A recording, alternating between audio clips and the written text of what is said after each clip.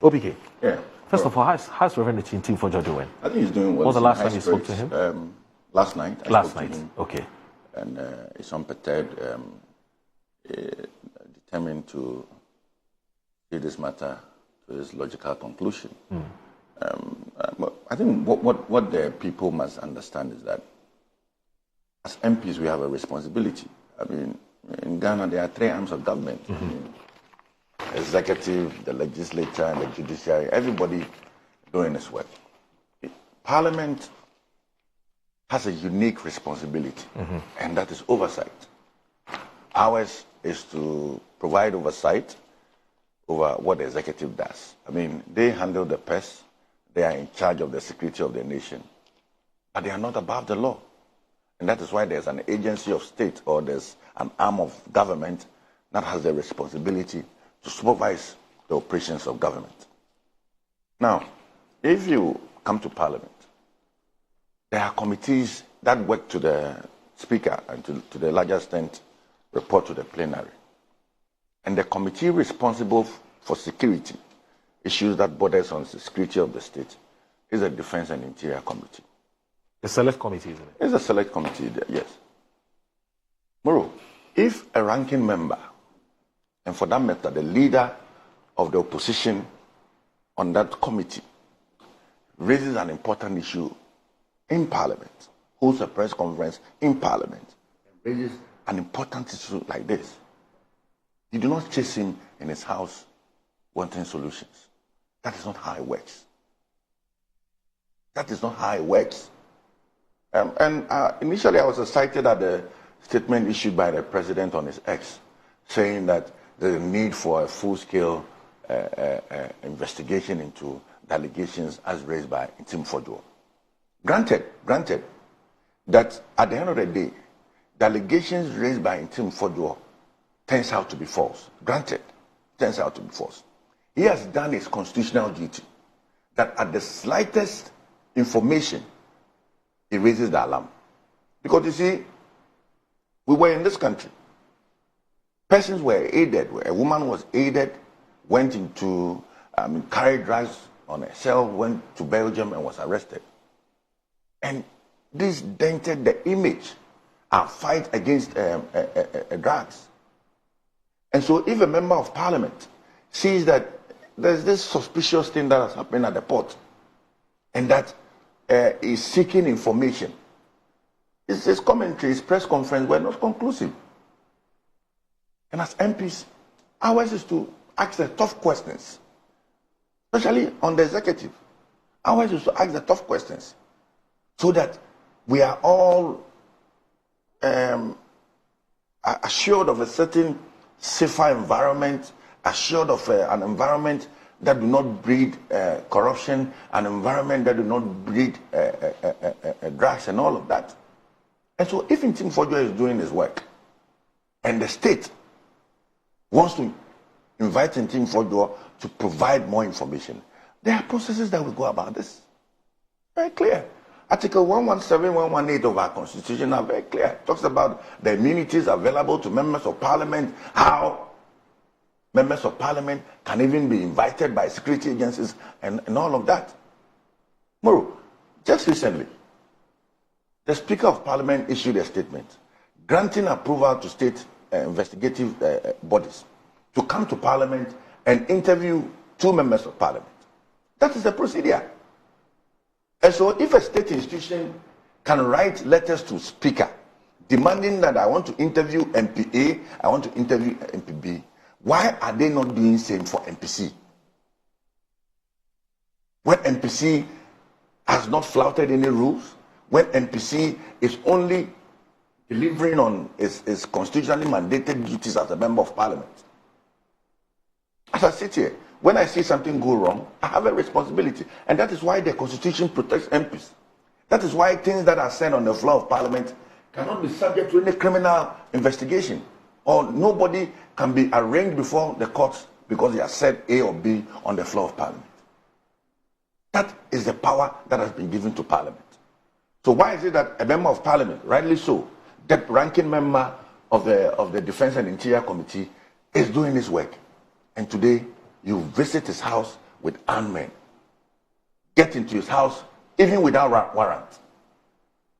Why? Are we at war? Look at the young men that went into his house. What if the mother was there? What if his kids have seen this? And they are traumatized and all of that. I mean, we should not get to that stage. John Mahama was given an emphatic victory. And we expect that that victory, that mandate that has been given to him, translates into how he does his things. The NDC government cannot take us back. I mean, this matter comes up and people want to justify that, oh, in 2016, when the NDC lost power and the NPP came in 2017, my house was raided, and so when it's happening now, for Christ's sake. Would you always need to visit the past? In the spirit of reset, we campaign on resetting Ghana. Can't we reset Ghana for once? That even if you want to invite a member of parliament, or even if you want to invite an ordinary Ghanaian, go for a warrant, get to his house, invite him. Ntim Fordjour has not made any attempt to run away from this country. He has not made any attempt to run away from this country. And so, why the chase? Why can't a simple invitation to Ntim Fordjour be placed to him? Okay. If you want to invite Ntim Fordjour, Ntim Fordjour is a member of parliament. If you want to invite him, you either go through the speaker or you call him personally. I've heard arguments that calls were placed to minority leader Afenyo Markin to produce Ntim Fordjour. I mean, that is not a procedure. Okay. That is not a procedure to invite a member of parliament. You go through the speaker. Okay. Let me ask you this. As part of the National Security Strategic Document, which was launched by Kandapa, I recall I was part of those journalists were invited there, and the clarion call at the time was that you see something, say something. Yeah. Okay. So, and more so as a member of parliament, he's seen something, and so he's saying something. How then do you jump from seeing, let's even say granted, suspicious movement of flights, right? How do you jump from that, whatever you saw, to then conclude that the only suspicion and the only conclusion that you would want to reach is that these two, aircrafts were carrying cocaine or drugs or contraband goods or unlawful substances? Yeah. I mean, look at the jump. I've seen something, and the only conclusion I can reach is that these movements are as a result of these aircraft carrying unlawful substances. How did he even arrive at that type of suspicion? Moro, How? You see, from where he sits, Yes.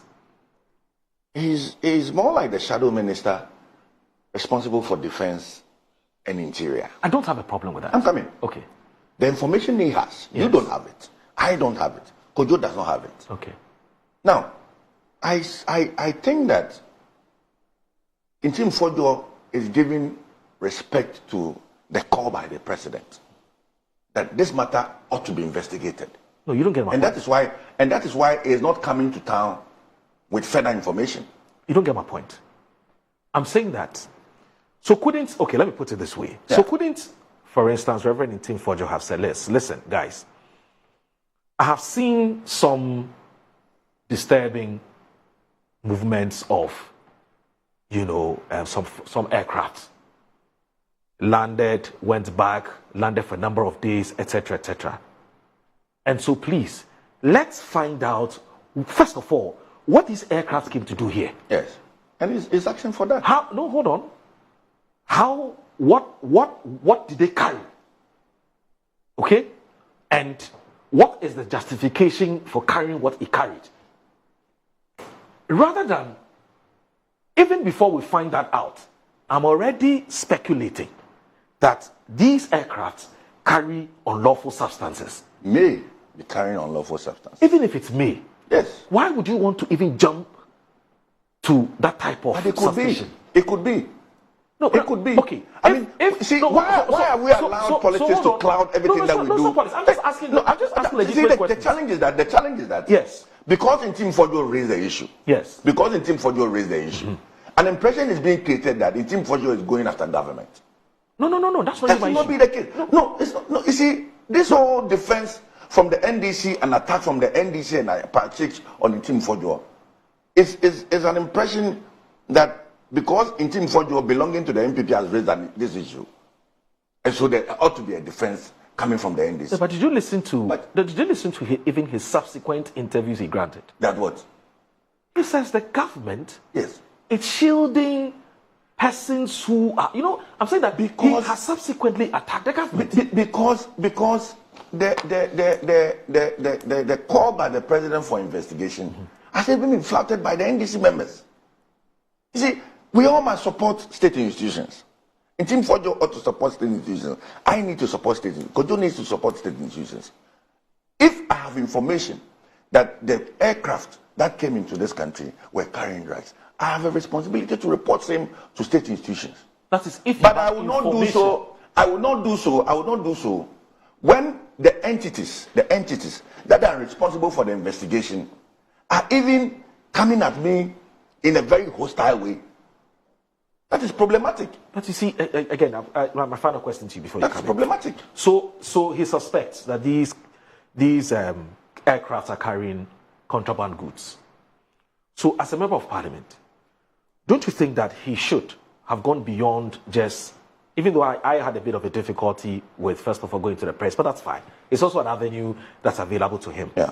But don't you think that as a ranking member of the committee, somebody who's speaking on the behalf of the minority side of the committee, I'm not even going to say the committee, because the committee is chaired by James Agaga. So, if indeed there is some more information to sort of point to something untoward happening, couldn't he, as a member of parliament, say that, okay, because of this information I have, I'm going to the NIB. Carry the media with you. You see, it doesn't work that way. No, go to the NIB. Yeah.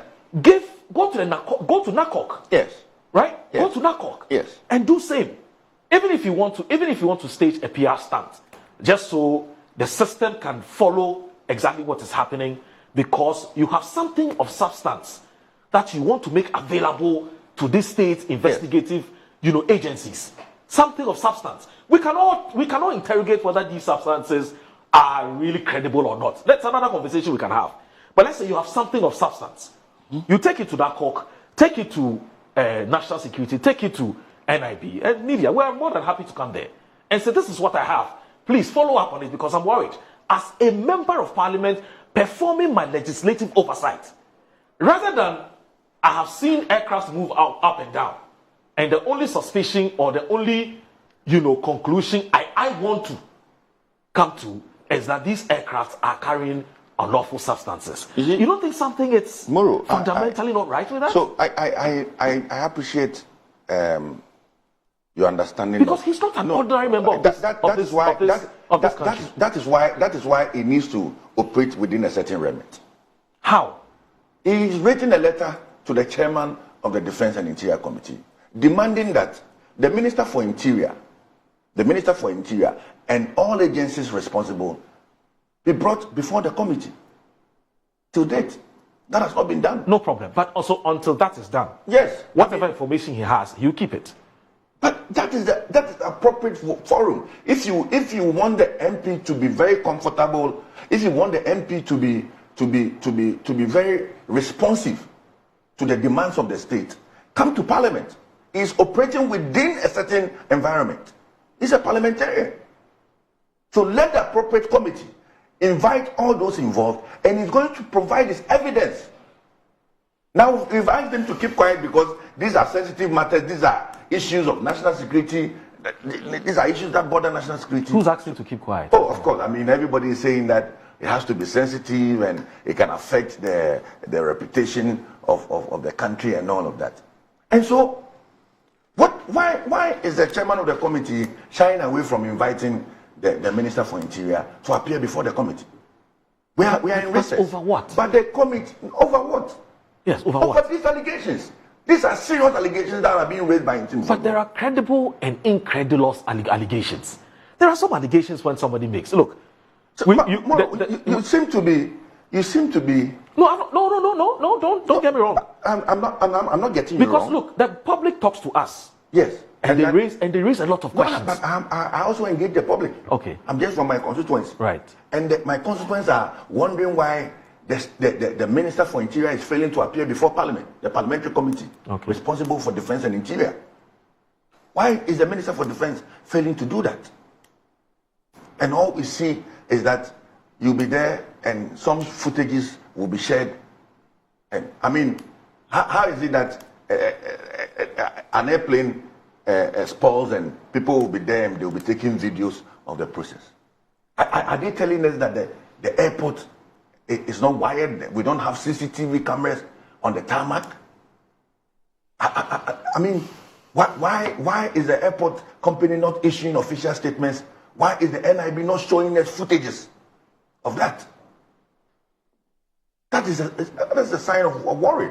Okay. That is why it's important for us to invite the Interior Minister to appear before a committee that we can put questions to him. You don't think we are on a wild goose chase? This may turn out to some kind of a hoax? No, if it's a hoax, I mean, the member of parliament responsible for raising the issues have done so.